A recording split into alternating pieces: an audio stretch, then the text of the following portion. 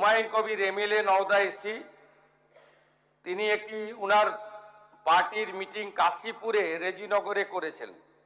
এই বাচ্চাকে আগে দেখব, তারপরে ভাষাটা আমি অমিট করছি। এই বাচ্চাকে এমন শিক্ষা দেব, এর বাবা 14 গোষ্ঠীর নাম ভুলিয়ে দেব। আপনি কান খুলে শুনে রাখুন, আপনাকে এইভাবে ধমক হুমকি বেপরোয়া লাগাম ছাড়া কথা বলতে দেব না, দেব না, দেব না। মমতা ব্যানার্জি মুখ্যমন্ত্রী নন, আপনি দুর্বল মুখ্যমন্ত্রী পেয়ে যা খুশি করেছেন, যা খুশি বলেছেন। ক্যানিং ভাঙর ওর অবস্থাও কি হয়েছে দেখতে পাচ্ছে সবাই। আরেকটা পুষ্পা ঝুঁকে গায়ে নেই, এমন ঝোঁকা ঝুঁকেছে খালি পায়ে, ছোট প্যান্ট পরে, কান ধরে উঠবস করতে করতে যাচ্ছে।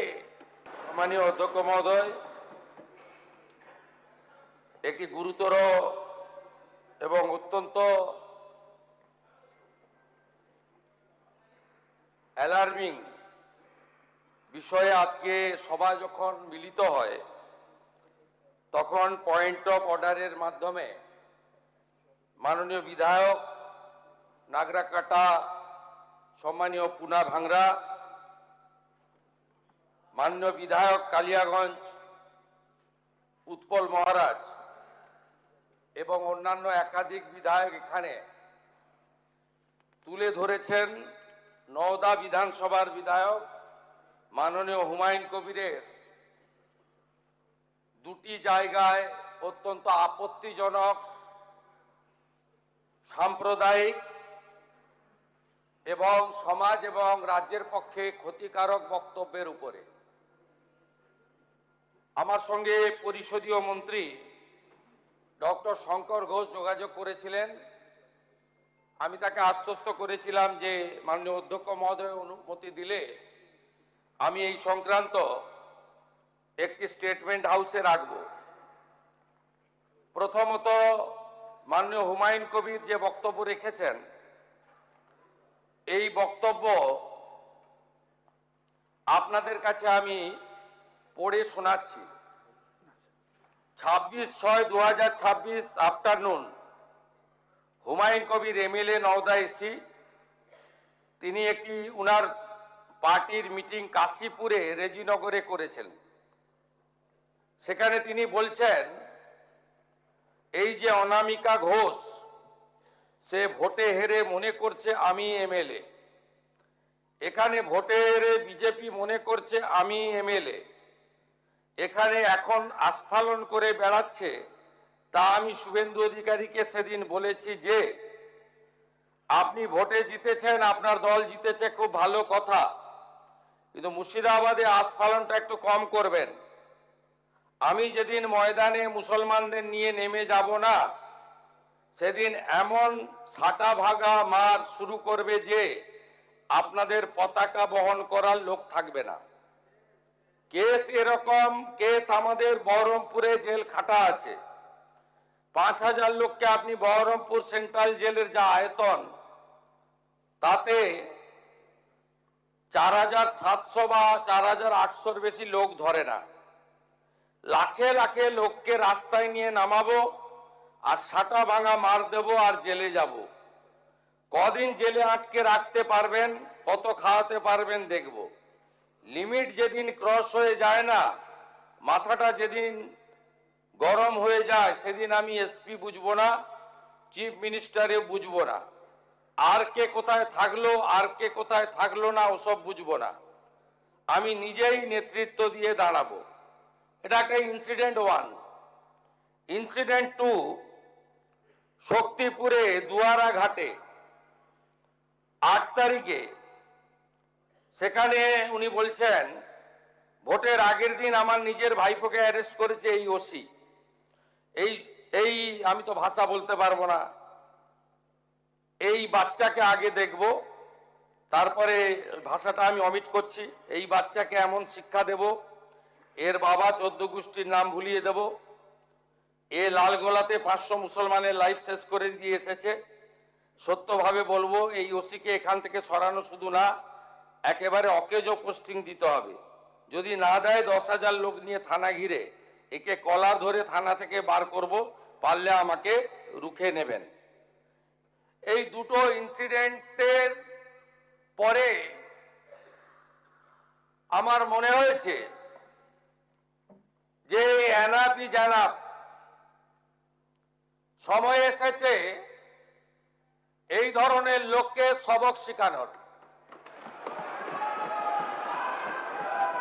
আপনাকে আমি পরিষ্কার বলছি, মমতা ব্যানার্জি মুখ্যমন্ত্রী নন।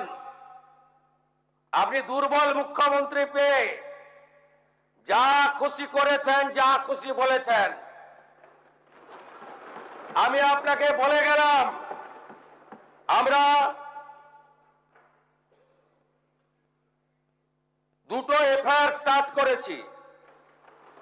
Rejinagar PS case number 219/226, dated 26/6/2026, under section 152, 192, 196, 197, 224, 299, 351 within bracket 2, 352, 353 of the ভারতীয় ন্যায় সংহিতা।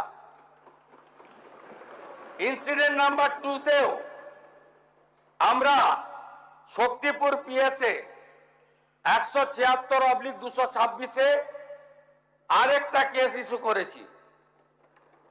সেই কেসেও আমরা ভারতীয় ন্যায় সংহিতার সমস্ত সেকশন লাগিয়েছি। এবং আমি আপনাদেরকে অ্যাসিওর করছি, এত বড় ক্ষমতা আপনাকে কেউ দেয়নি। আপনি মুখে যেগুলো বলেছেন, আপনাকে আমি বলে গেলাম, আপনি কেন করছেন আমি জানি।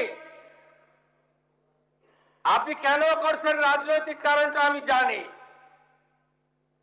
আপনার এজেন্ডা 2 ছিল। 1 এজেন্ডা, ভরতপুর, রেজিনগর, নওদায় সব নির্বাচিত পঞ্চায়েত যে দলেরই হোক ভেঙে আপনার পার্টিতে নিয়ে যাওয়া। আপনি সেটা করতে পারছেন না।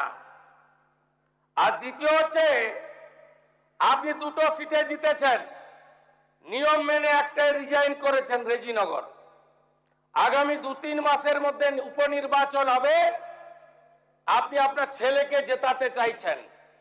72% মুসলিম আছে।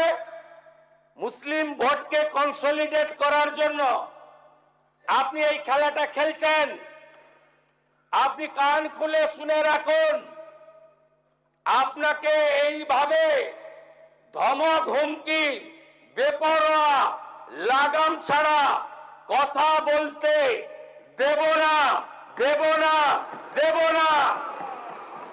আপনাকে আমি শুধু 3টে উদাহরণ দিলাম। সন্দেশখালীতে একজন ছিল,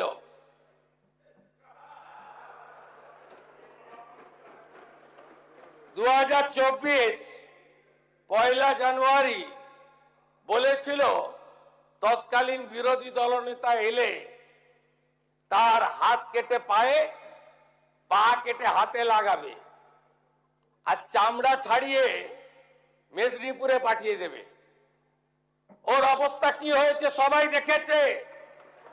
একই টোন ছিল। আরেকটা জীবনতলার গুন্ডা ক্যানিং ভারত, ওর অবস্থাও কি হয়েছে দেখতে পাচ্ছে সবাই। আরেকটা পুষ্পা ঝুঁকে গায়ে নেই,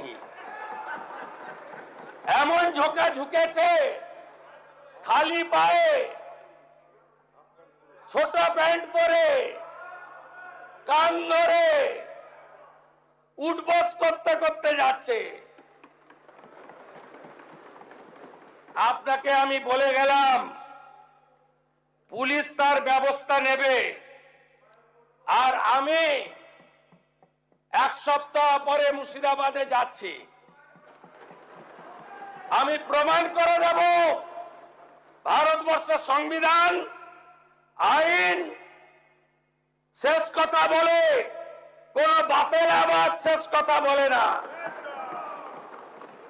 আপনাকে সংযত হওয়ার, সতর্ক হওয়ার, এই ধরনের কথা প্রত্যাহার করার এবং ভবিষ্যতে এই ধরনের কথা বলার আগে 25 বার ভাবার হুঁশিয়ারি দিয়ে আমি সবাইকে আশ্বস্ত করছি। আপনারা ভাবছেন কেস হয়েছে, অ্যাকশন কবে হবে? যারা ওকে ডেকেছিল এই সভাতে তাদেরকে আগে তুলব, তারপরে আপনার কাছে যাব। যা করার করব, আমি আশ্বস্ত করছি আপনাদের। আপনি ধরে রাখুন, এটা ওর শেষ বক্তব্য, ধরে রাখতে পারেন।